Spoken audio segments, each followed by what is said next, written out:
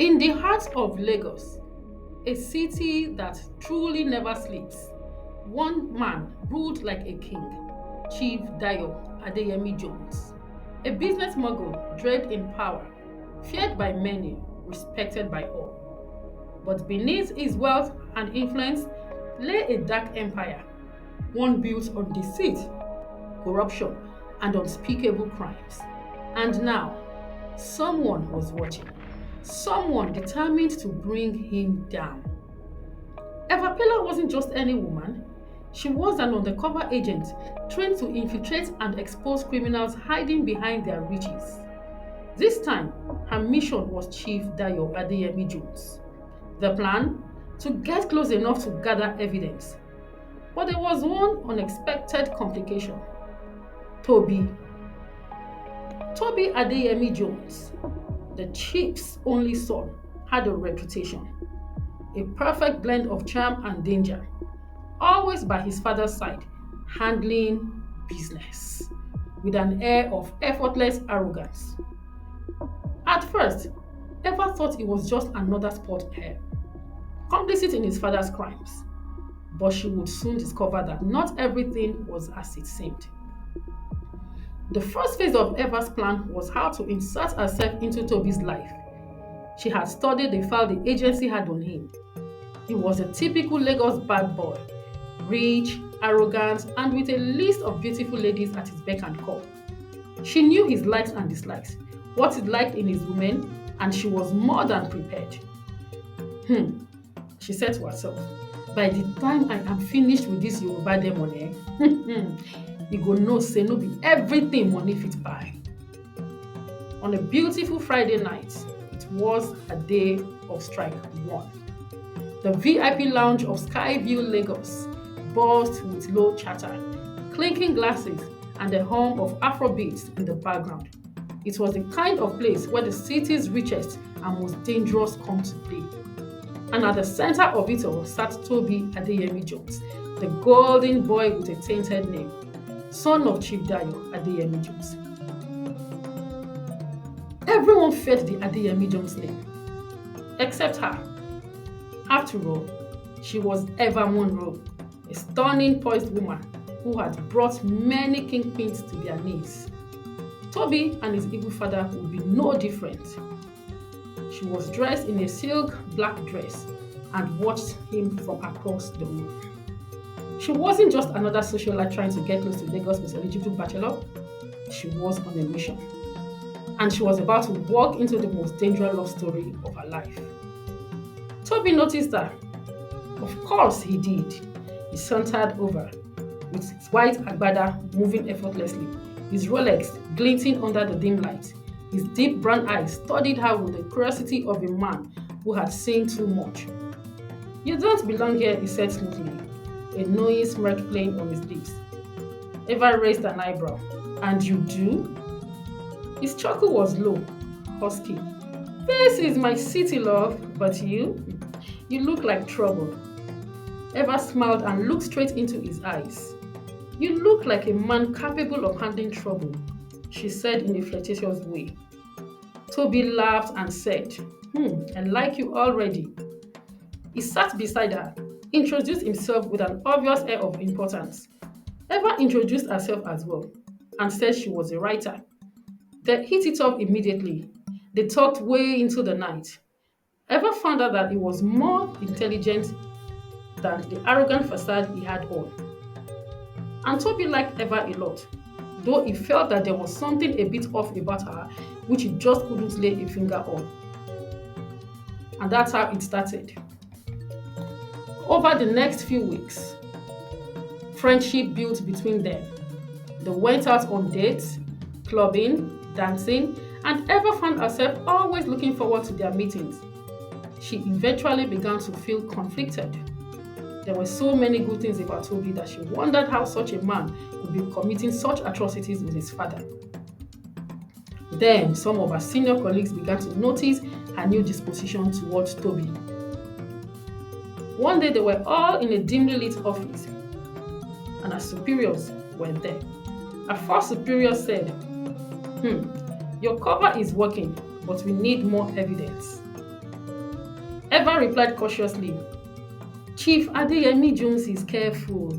He doesn't put anything in writing. And his son is involved in everything. A second superior said with a smirk, Are you sure you're not getting too close, Pella? You're looking at him differently, oh. Eva hesitates, then she scoffs and said, It's just another job.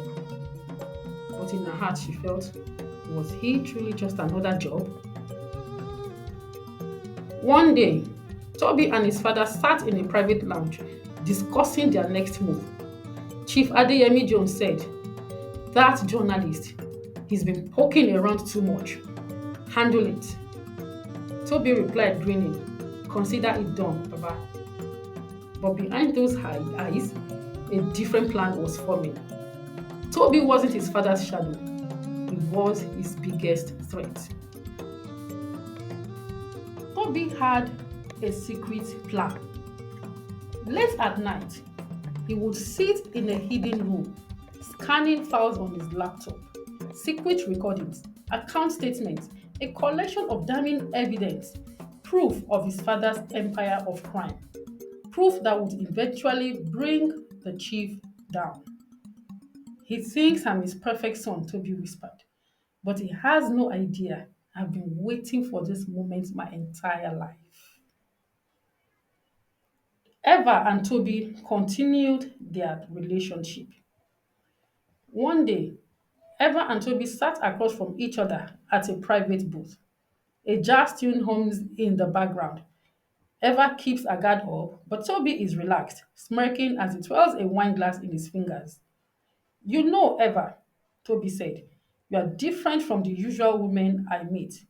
Most of them just want my money, my name, or my time. But you study me like a puzzle. Eva chuckled, forcing herself to stay composed, and said teasingly, And there I was, thinking you were the puzzle, the untouchable, unpredictable Toby Adeyemi Jones. Toby leans forward, eyes twinkling with intrigue. Am I? Or are you just afraid of what you find if you solve me? For a moment, Eva feels the pull. The chemistry is undeniable. But she shakes it off. She's here to bring down his father and not fall for him. She did, and leans back. So tell me, Toby, what's next? More destruction? More power games? Toby replied with a slow sip of his drink. Life is a game, sweetheart. You just have to know which moves to make.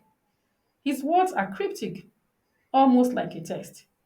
Is he hinting at something ever thought? Or is he still playing her? Chief Dio continued in his evil works. Chief Dio had a secret room in his mansion, and one day he entered there as he usually did to perform his ritual. Candles flickered around a massive gross idol carved from black stone. Chief Dio, draped in a flowing white agbada, stands before it, arms raised. His voice echoes as he chants in an ancient tongue. Suddenly, a gust of wind whooshes through the room. The idol's eyes glow red. Chief Dio breathes in deeply, relishing the surge of power. And he began to mutter, No one, no one will take my empire from me. He kneels before the idol, placing a calabash filled with red liquid at its feet. The liquid bubbles, and Chief Dio lets out a sinister chuckle, and he whispered, Toby, my son, you can never betray me. My power will always keep you under my shadow.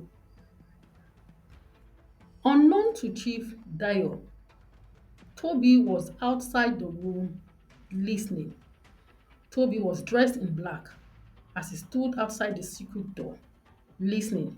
His father's voice was low but clear. As long as the idol stands, no one can touch me. I have locked my fate into its power. Toby's jaw clenched. So, This was it, his father's real weapon. And then suddenly, a childhood memory flashes before his eyes. He remembered what happened 17 years ago. Late at night, the 6-year-old Toby was hiding behind a curtain, and his mother, Remy, rushed into the room, a bucket of water in her trembling hands. Remy was whispering, I have to destroy this thing. He can't control me anymore. I have to destroy this thing. He can't control me anymore.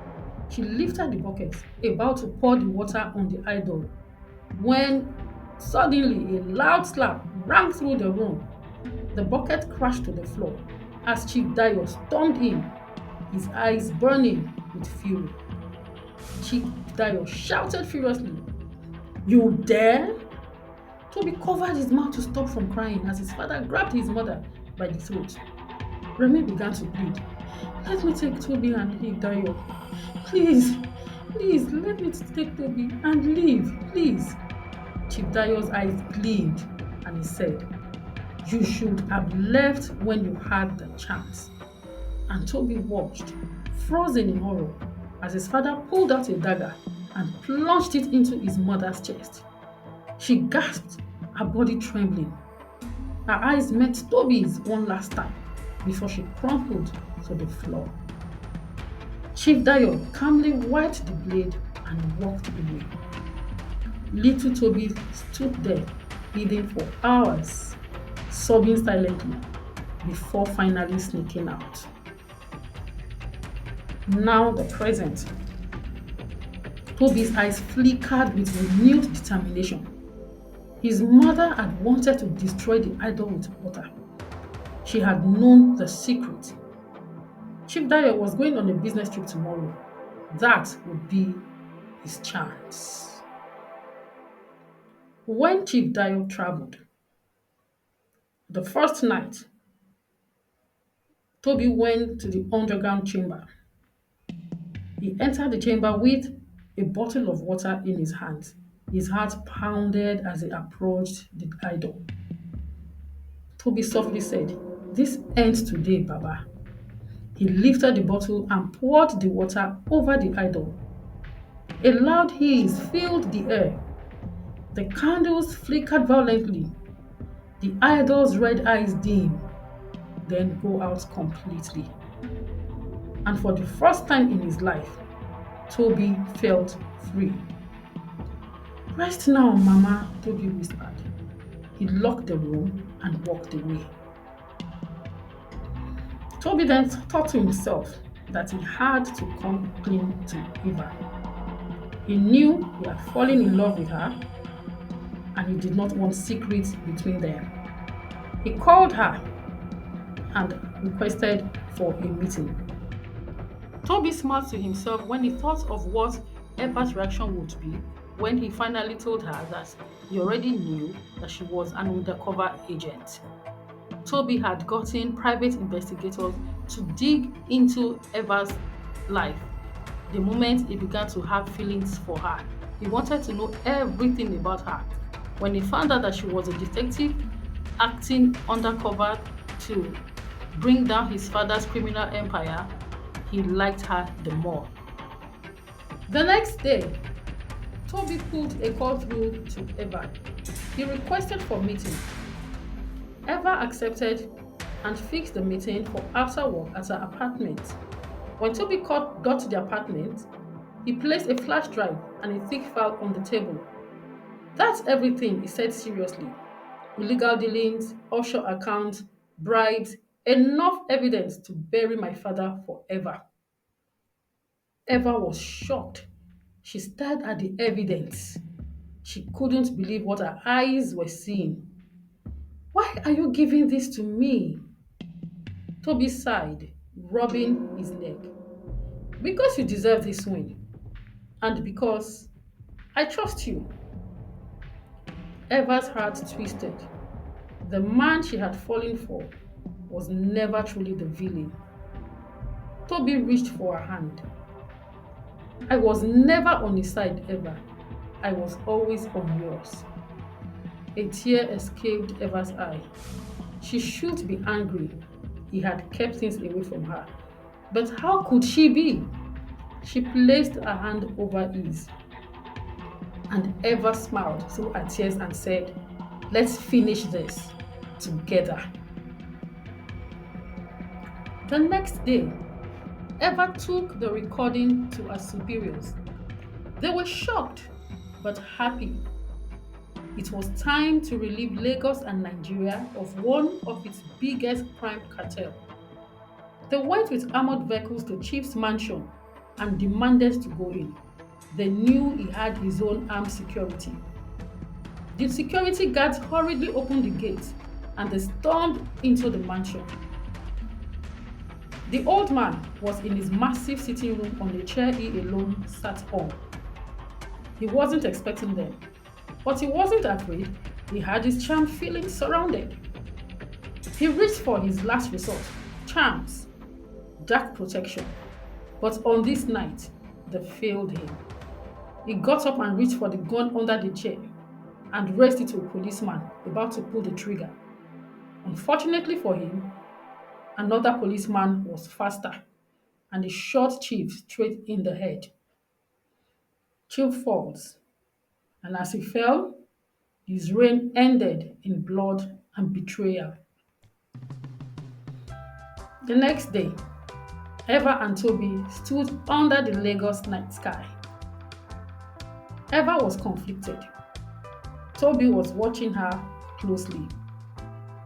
"You lied to me," Eva said. Toby replied softly, "So did you. You weren't just some beautiful woman who walked into my life." Eva was angry but shaking. "I was only doing my job." Toby stepped closer to her and said, Me too now. I was only doing my job." Both of them laughed and knew that the past just had to rest. One thing Toby had also been doing was expanding the legitimate part of his father's businesses. He knew he was the sole heir and he didn't want to inherit anything criminal. Eva was happy to hear this. Side by side, they stood. The storm is over, but the scars remained. Toby said, "We were both playing a role, Eva, but this is real." And for the first time in years, Eva believed it. "I care deeply for you," Toby said with a soft smile, looking into Eva's eyes. "I care deeply for you too," she replied. "Let's see where this takes us," she said, hopefully. "Nah," Toby said, with his eyes twinkling. "I already know where this is going. You by my side forever." Justice had been served. The monster was gone. But in the shadows of deception, two hearts have found the truth. And sometimes, even the righteous wear masks. Thank you for watching. I hope you enjoyed the story, The Righteous Bad Boy. Not everything is always as it seems. Toby was truly wearing the facade of a bad boy, even though he was righteous. Please comment below. Let me know your feelings about this story. Do you like it? Do you like the fact that Eva hid her identity to Toby? I think she was only doing her job. And have you ever been in a situation like this, where someone you thought was evil was actually doing good behind the scenes and the person was just protecting you? Let me know what you think.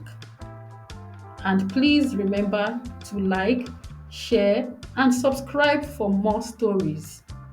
Thank you. Hello friends, it's your personal person, Cha. Thank you for watching and for being a part of this family. Please like and subscribe for more wisdom tales. See you in the next video.